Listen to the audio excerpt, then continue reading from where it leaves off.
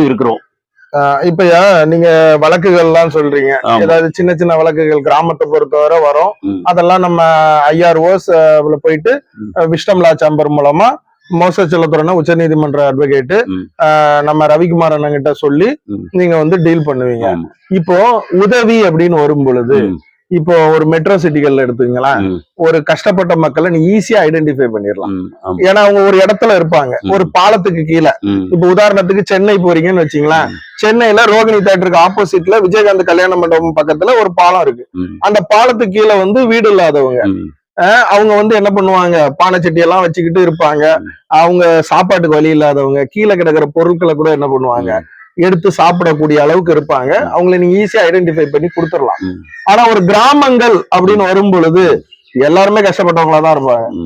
எல்லாருக்குமே நம்ம வந்து பண்ண முடியாது இல்ல. அப்போ நீங்க அமைப்பு வந்து எந்த மாதிரி இதை வந்து ஃபில்டர் பண்ணி, இப்போ நீங்க சொன்னீங்க ஒரு குழந்தைக்கு வந்து ஃபீஸ் கட்டணும், கட்டினாங்க அப்படின்னுட்டு, இப்போ அந்த மாதிரி நீங்க எப்படி செலக்ட் பண்ணி நீங்க ஐஆர்ஓ அமைப்புல சொல்றீங்க, அவங்க அதுக்கு என்ன மாதிரி வந்து திரும்ப அதுக்கான பலன் உங்களுக்கு எந்த மாதிரி பண்றாங்க?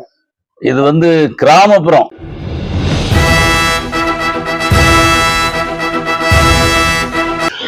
ஐஆர்ஓ சர்வதேச உரிமை கழகம், விஸ்டம் லா சேம்பர், இன்டர்நேஷனல் ரைட் ஆர்கனைசேஷன், குடும்பத்தின் குடும்ப உறுப்பினர்கள் அனைவருக்கும் வணக்கம். வணக்கம்யா. வணக்கம். நான் சர்வதேச உரிமை கழகத்தின் ஐஆர்ஓவின் தமிழ்நாடு ஐடி விங் ஒருங்கிணைப்பாளர் சார்லஸ். நம்ம கூட யார் இருக்காங்க அப்படின்னா முருகையா ஐயா இருக்காங்க. ஐயா வணக்கம் ஐயா. ஐயா நீங்க என்னவா இருக்கீங்க, உங்களை நீங்க அறிமுகப்படுத்தீங்க, அதுக்கப்புறம் நான் ஒரு சில கேள்விகள் கேட்கிறேன். நான் சர்வதேச உரிமை கழகத்தில் தென்காசி மாவட்ட தொகுதி இணைச் செயலாளராக இருக்கிறேன். அதாவது தொகுதி இணைச் செயலாளர் அப்படின்றது வந்து என்ன மாதிரி ஒர்க்கியா நம்மளுது?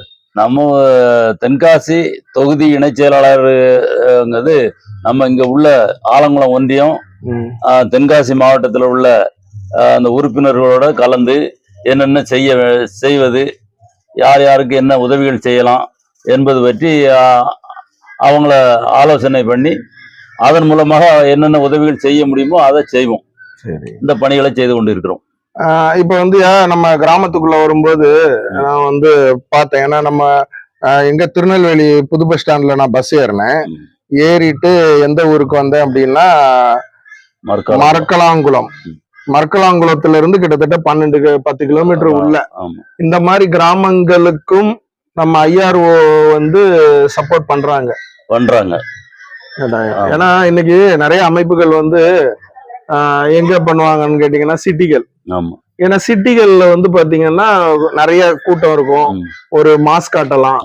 இந்த கிராமங்கள்ல வந்து ஐஆர்ஓ அமைப்பு மூலமா ஒரு என்ன அவங்களுக்கு நம்ம அமைப்புக்கு என்ன ஒரு பெனிஃபிட் வந்து இந்த சர்வதேச உரிமை கழகத்துல நான் சேர்ந்தது வந்து என்னுடைய மருமகன் அவர் வந்து இந்த சர்வதேச உரிமை கழகத்துல தற்பொழுது மாநில செயற்குழு உறுப்பினராக இருக்கிறார். அவருடைய தொழிற்சாலை வந்து 2024 ஜனவரி 4ஆம் தேதி தொடங்கினாங்க. அதுக்கு முன்னால இந்த ஐஆர்ஓ என்பது என்ன என்றே தெரியாது. அவர் அதுல இணைஞ்சு அவர் செயல்பட்டுக்கிட்டு இருக்கும் பொழுது அவர் தொழிற்சாலையை திறந்து வைக்கிறதுக்காக நம்ம தலைவர் மோச செல்லத்துறை அவர்களை அழைத்து வந்தார்கள். அந்த மீட்டிங்ல நான் தான் வரவேற்பாளரா இருந்தேன். அதனால அவங்களுடைய பேச்சு செயல்பாடுகள் இதையெல்லாம் பார்க்கும் பொழுது இவங்க வந்து மக்களுக்கு சேவை செய்வாங்க அப்படிங்கிற ஒரு நம்பிக்கையில இந்த ஐஆர்ஓல யாருடைய அழைப்போ அல்லது அவங்க வற்புறுத்தலின் பேர நான் சேரல. என்னுடைய சுய இதுல நான் வந்து இந்த ஐஆர்ஓல இணைந்தேன்.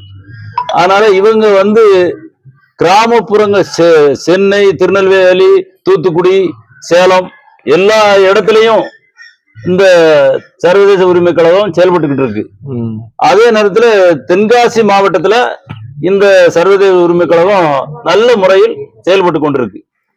தென்காசி மாவட்டத்துல தலைவர் முருகன் தலைமையில இந்த சர்வதேச உரிமை கழகம் நல்ல முறையில் செயல்பட்டு கொண்டிருக்கிறது. அவங்க என்னென்ன ஏழை எளியவர்களுக்கு என்னென்ன உதவி செய்ய வேண்டும் என்பதை அங்கங்க அந்தந்த ஏரியாவில் அதை பார்த்து அவங்களுக்கு உதவி செய்வதற்கு அண்ணன் மோசஸ் செல்லத்துறை அவர்களை அணுகி அதற்கு என்ன செய்ய வேண்டுமோ அதையெல்லாம் செய்து கொண்டிருக்கிறார்கள். இப்ப இது ஒரு சின்ன கிராமம், மேலக்கலங்கள் ஒரு சின்ன கிராமம். இந்த கிராமத்துல நாங்க கிட்டத்தட்ட ஒரு 50 பெண் உறுப்பினர்களை சேர்த்திருக்கோம். அதுல என்னுடைய மகள் அவ ஒரு ஆசிரியை. அவ மாவட்ட தென்காசி மாவட்ட மகளிர் அணி பொதுச் செயலாளராக பணியாற்றி கொண்டிருக்கிறாள். அடுத்தபடியாக என்னுடைய பேத்தி அருள் அமுதா என்பவள் ஆலங்குளம் ஒன்றிய மகளிர் அணி செயலாளராக பணியாற்றி கொண்டிருக்கிறார்கள். அவருக்கு கீழே கிட்டத்தட்ட 50 பெண் உறுப்பினர்கள் வாலண்டியரா இன்வால்வோட சேர்ந்திருக்காங்க. அடுத்தபடியாக இந்த கிராமத்தில் உள்ள ஒரு வசதி இல்லாத ஒரு பெண் குழந்தைக்கு கல்லூரியில் சேர்வதற்கு 8000 ரூபாய் குற்றாலம் நிகழ்ச்சியில் உடனடியாக என்ன செஞ்சாங்க, கொடுத்து அவர்களை கல்லூரியில் சேர்க்கிறதுக்கு உதவி செய்தார்கள். அடுத்து இன்னும் ஒரு சில கேசுகளும் நாங்க அவங்கள்ட்ட சமர்ப்பித்திருக்கிறோம். அதையும் அவங்க ஆலோசனை பண்ணி செய்து தருவதாக உறுதியளித்திருக்கிறார்கள். செல்லத்துறையை பொறுத்தளவுல மோசஸ் செல்லத்துறை, எனக்கு வயசு அதிகம் தான், அவன் தம்பி தான். இருந்தாலும் தலைவர் எதையும் தாங்கும் இதயத்தோட, எதுக்கும் விட்டு கொடுக்காத ஒரு எண்ணத்தோட தடை கற்களை எல்லாம் வெற்றி படிகளாக ஆக்கி இந்த ஐஆர்ஓவை செயல்படுத்தி கொண்டிருக்கிறார்கள். அவர்கள் பின்னால் இருந்தால் நாமும் யார் யாருக்கு உதவி செய்ய வேண்டுமோ அவங்களுக்கெல்லாம் உதவி செய்யலாம் என்ற நோக்கத்தில் நாங்கள் இந்த ஐஆர்ஓவில் இணைந்து செயல்பட்டு கொண்டிருக்கிறோம்.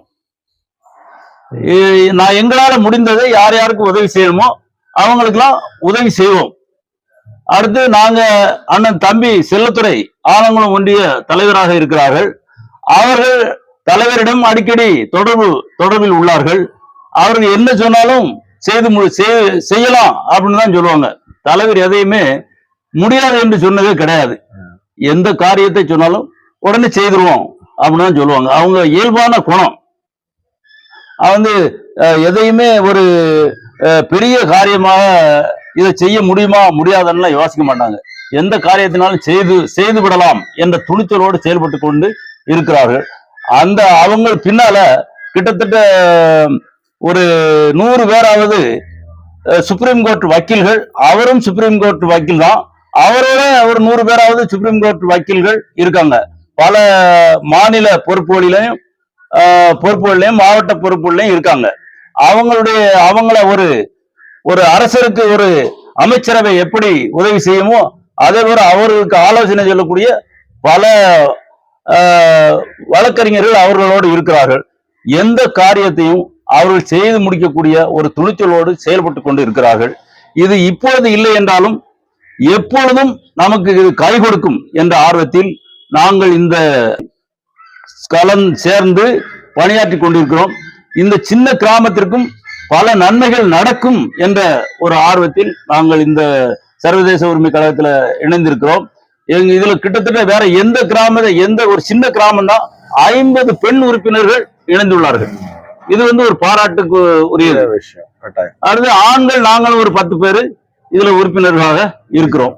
ஒரு ஆர்வத்துல இதை வச்சு நாங்க எந்த பிரச்சனைனாலும் சமாளிக்கலாம், செயல்படுத்தலாம் என்ற நோக்கத்தில் இந்த ஐஆர்ஓவில் கலந்து செயல்பட்டு கொண்டு இருக்கிறோம். இப்பயா நீங்க வழக்குகள் எல்லாம் சொல்றீங்க, ஏதாவது சின்ன சின்ன வழக்குகள் கிராமத்தை பொறுத்தவரை வரும். அதெல்லாம் நம்ம ஐஆர்ஓஸ் போயிட்டு விஸ்டம் லா சேம்பர் மூலமா மோசஸ் செல்லத்துறை உச்ச நீதிமன்ற அட்வொகேட் நம்ம ரவிக்குமார் அண்ணங்கிட்ட சொல்லி நீங்க டீல் பண்ணுவீங்க. இப்போ உதவி அப்படின்னு வரும் பொழுது, இப்போ ஒரு மெட்ரோ சிட்டிகள்ல எடுத்துங்களா, ஒரு கஷ்டப்பட்ட மக்களை நீ ஈஸியா ஐடென்டிஃபை பண்ணிடலாம். ஏன்னா அவங்க ஒரு இடத்துல இருப்பாங்க, ஒரு பாலத்துக்கு கீழே. இப்ப உதாரணத்துக்கு சென்னை போறீங்கன்னு வச்சீங்களா, சென்னையில ரோகிணி தியேட்டருக்கு ஆப்போசிட்ல விஜயகாந்த் கல்யாண மண்டபம் பக்கத்துல ஒரு பாலம் இருக்கு. அந்த பாலத்துக்கு கீழே வீடு இல்லாதவங்க அவங்க என்ன பண்ணுவாங்க, பானை சட்டி எல்லாம் வச்சுக்கிட்டு இருப்பாங்க. அவங்க சாப்பாட்டுக்கு வழி இல்லாதவங்க கீழே கிடக்கிற பொருட்களை கூட என்ன பண்ணுவாங்க, எடுத்து சாப்பிடக்கூடிய அளவுக்கு இருப்பாங்க. அவங்களை நீங்க ஈஸியா ஐடென்டிஃபை பண்ணி கொடுத்துடலாம். ம். ஆனா ஒரு கிராமங்கள் அப்படின்னு வரும் பொழுது எல்லாருமே கஷ்டப்பட்டவங்களா தான் இருப்பாங்க. எல்லாருக்குமே நம்ம வந்து பண்ண முடியாது இல்ல. அப்போ நீங்க அமைப்பு வந்து எந்த மாதிரி இதை வந்து ஃபில்டர் பண்ணி, இப்போ நீங்க சொன்னீங்க ஒரு குழந்தைக்கு வந்து ஃபீஸ் கட்டணும், கட்டினாங்க அப்படின்னுட்டு. இப்போ அந்த மாதிரி நீங்க எப்படி செலக்ட் பண்ணி நீங்க ஐஆர்ஓ அமைப்புல சொல்றீங்க, அவங்க அதுக்கு என்ன மாதிரி வந்து திரும்ப அதுக்கான பலன் உங்களுக்கு எந்த மாதிரி பண்றாங்க? இது வந்து கிராமப்புறம், நாங்களும் கிராமப்புறத்துல இருக்கோம். அதனால இந்த கிராமத்துல யார் யார் கஷ்டப்படுவாங்க அப்படிங்கிறது எங்களுக்கு தெரியும். எல்லாரும் கஷ்டப்படுவாங்க என்பது வேற, அதுல மிகவும் கஷ்டப்படக்கூடிய உறுப்பினர்கள் நிறைய பேர் இருப்பாங்க.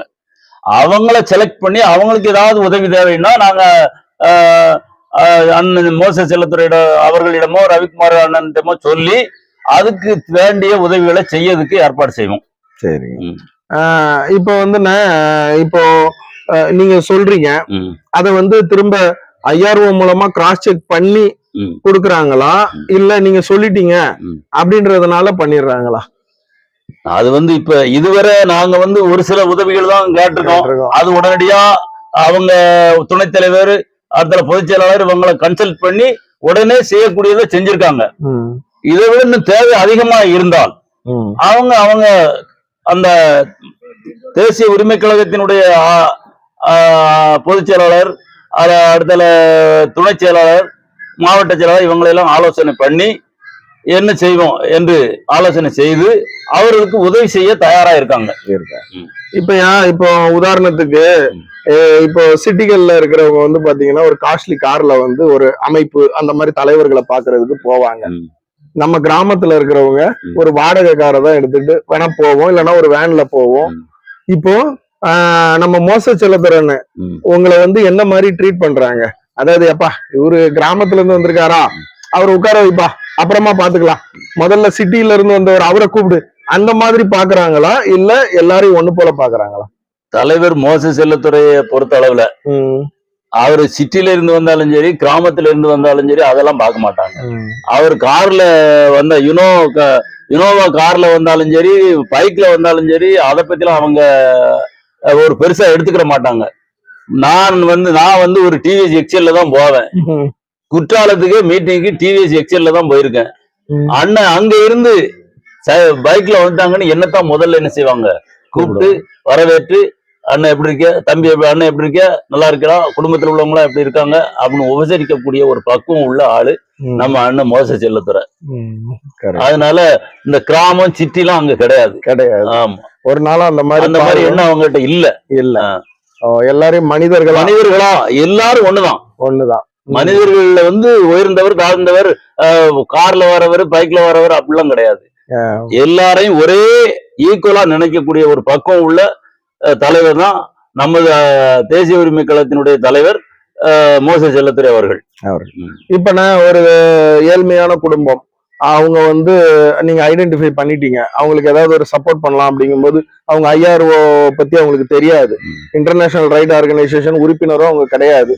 அந்த மாதிரி உள்ளவங்களுக்கு மோசஸ் செல்லத்துறை கிட்டே நிர்வாகிகள் கிட்ட போய் இந்த மாதிரி அவங்களுக்கு பண்ணலாங்கும் போது, எப்ப அவங்க நம்ம உறுப்பினரே கிடையாது, அவங்களுக்கு போய் எப்படிப்பா நம்ம பண்றது, ஏழையா இருக்காங்க கஷ்டப்படுறாங்கன்னா பண்ணிடலாமா அப்படின்ற மாதிரி சொல்லுவாங்களா, இல்லைன்னா ஓகே அப்படின்ற மாதிரி? அவங்கள பொறுத்தளவுல ஐஆர்ஓல உறுப்பினரா இருந்தாலும் சரி இல்லைனாலும் சரி, அவங்களுக்கு என்ன உதவி செய்யணுமோ நாங்க சொல்லதை கேட்டு அவங்க உதவி செய்வாங்க. ஆமா, உறுப்பினரா இருக்கணும் அப்படிங்கிறது கண்டிஷன் கிடையாது.